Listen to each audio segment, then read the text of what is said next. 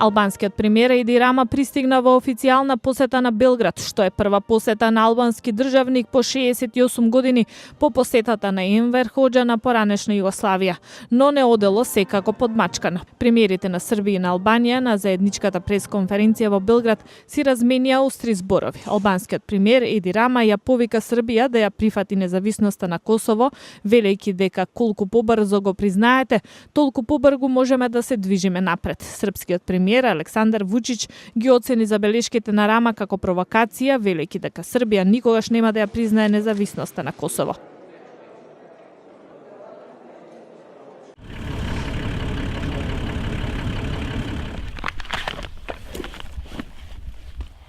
Во Украина се интензивираат борбите. На 8 ноември провладините сили беа нападнати од сепаратистите стационирани во близина на Волновка, на 60 километри јужно од Донецк, пошто украинските сили одговориле со ракетни напади. Тие велат дека се уништени позициите на сепаратистите, но нема жртви. Борби се одвиваат и во Донецк, а има извештаи за големи конвои со војници и оружје што се движеле низ територијата во источна Украина, контролирана од проруските бунтовници.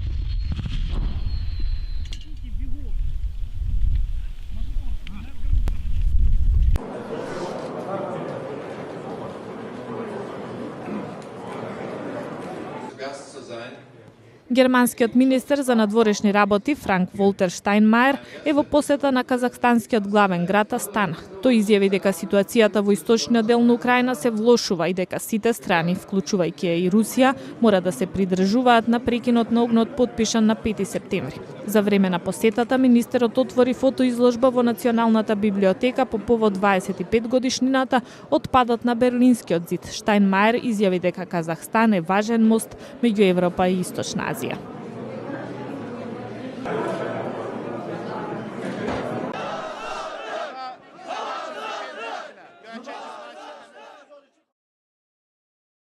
Илјадници луѓе протестираа вчера на улиците во азербејџанскиот главен град Баку.